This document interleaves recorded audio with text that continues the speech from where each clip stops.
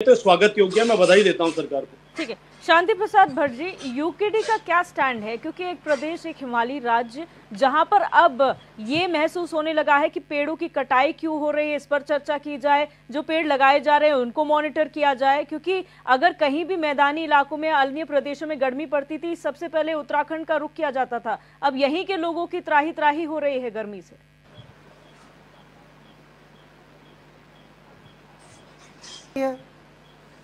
अगर आप इन 24 वर्षों में देखें, समय समय पर बड़े आंदोलन हुए हैं कि अनियंत्रित विकास उत्तराखंड की उत्तराखंडियत के लिए खतरा है, मानव जीवन के लिए खतरा है। इन 24 वर्षों में सरकार किसी की भी रही हो, बताइए मानकों के अनुसार विकास किया हो तो फिर आज की चर्चा का कोई महत्व ही नहीं है। फिर जी, अब आपको सड़क चौड़ी करनी है, फिर एनजीटी चिल्लाए, पर्यावरण भी चिल्लाए, सड़क चौड़ी होगी।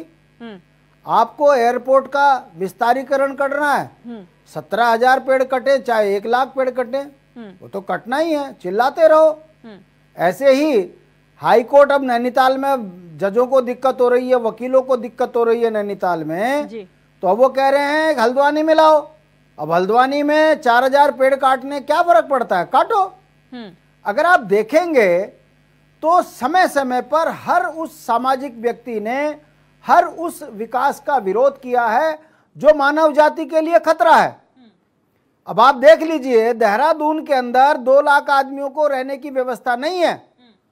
भूगर्भीय जल जो है ये करीबन 10-12 साल से खतरे की जद से नीचे चला गया, मगर जनसंख्या विस्फोट होता ही जा रहा है, पेड़ कटते ही जा रहे हैं। यही हाल हरिद्वार का है, यही उधम सिंह नगर का है। विकास को आधार बनाकर जिस तरीके से पेड़ों का कटान हुआ है, अब रेल प्रोजेक्ट ने, अभी मैं पिछले महीने एक रिपोर्ट देख रहा था, नरेंद्र नगर के ऊपर एक बहुत बड़ा जलाशय था, सुरंग खोदी, वो जलाशय का पानी सारा नीचे गिर गया, सारा नरेंद्र नगर का पानी सूख गया स्रोत के। ऐसे ही विकास उधर देवप्रयाग में भी है, चमोली में भी है, जोशीमठ आपने देख ही लिया, सारा धंस गया क्योंकि जल स्रोत सारे फूट गए। अब ऐसी स्थिति में अब पहाड़ों के चट्टानों में पानी के स्रोत सूख गए, गर्मी होना ही है, शहरों में पेड़ कट गए, गर्मी ने बढ़ना ही है। तो अब पर्यावरणविद चिल्ला रहे हैं, सरकार भी कह रही है। मैं भारतीय जनता पार्टी के प्रवक्ता को साधुवाद देता हूं कि ज्ञान की गंगा भाजपा, जितनी भाजपा पे है शायद ही विश्व में किसी और नेताओं पे हो। अब वो 100 साल पुराना आंकड़ा लेके आगे कि 100 साल पहले भी था, इसका मतलब पेड़ काटो, चौड़े करो, आग लगे, फर्क नहीं पड़ता।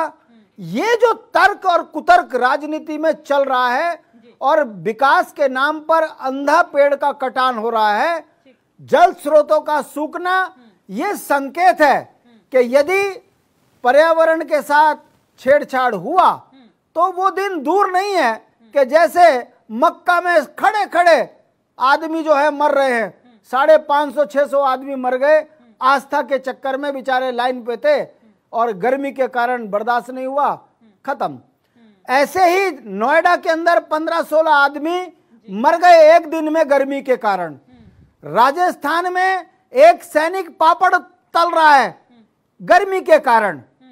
और सत्ताओं में बैठे सत्ताधीश बड़ी ईमानदारी से तर्क, कुतर्क, जरूरत और विकास के लिए आवश्यकता जिस तरीके से बनाए जा रहे हैं, ये कोई बड़ी बात नहीं है कि देहरादून घंटाघर जहां पेड़ की छाया हुआ करती थी, चक्रोता रोड के बीच में निकल जाते थे तो आपको पेड़ की छाया दिखती थी। अब राजपुर रोड पे सड़क के किनारे जल्दी से पेड़ दिखते नहीं है, चौड़ीकरण के कारण चक्रोता रोड का वही हाल हो गया, ऐसे ही हरिद्वार का हाल हो गया और पेड़ कटते जा रहे हैं। परिणाम अब यहाँ पर भी वही स्थिति हो गई कि सड़कों में जाम, पेड़ की छाया है नहीं, आदमी मरने शुरू हो गए, देहरादून का वातावरण बिगड़ गया और ऐसे ही पूरे उत्तराखंड जो है गर्मी की चपेट में आ गया। और आप और हम चर्चा कर रहे और सरकार कह रही है 100 साल पहले भी तो ऐसी था, तब क्या था, तब तो विकास नहीं था। कहने का मतलब है हर किसी चिंता पर यदि आप चर्चा करोगे तो सरकार बैठी है उस पर कुतर्क करने के लिए। यदि सरकार ये कहे 1 पेड़ कटे 1000 पेड़ लगे, तब तो हम माने। मगर उत्तराखंड में जो हमारे मेयर बैठे हैं, मैं पूछना चाहता हूं इन 24 वर्षों में जितने हमारे पोखर थे, तालाब थे, देहरादून के ही वही बेच खाए।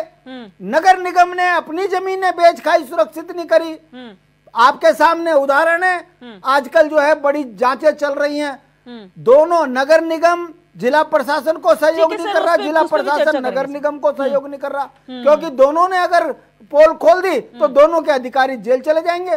जमीनें तो इन्होंने सारी खुर्द-बुर्द कर दी। ऐसी स्थिति में पेड़ लगेंगे कहाँ? और बड़े दुख के साथ मुझे ये कहना पड़ रहा है कि उत्तराखंड संकट की ओर धीरे धीरे बढ़ रहा है। और यदि उत्तराखंड में पर्यावरण बिगड़ रहा है तो इस देश के लिए कितना बड़ा खतरा होगा, ये आज की इस डिबेट में चिंता का विषय है। दुख की बात यह है कि सरकार निर्णय लेने की बजाय पोंटा साहब के पेड़ काटने को भी आमादा है, खलंगा में भी आमादा बनी है, हर जगह पर आमादा है। ले लेती हूँ। बिल्कुल, गिरिराज किशोर जी, आपका क्या कहना है इस पर? इनिशियल कमेंट आपसे लेना चाहूंगी।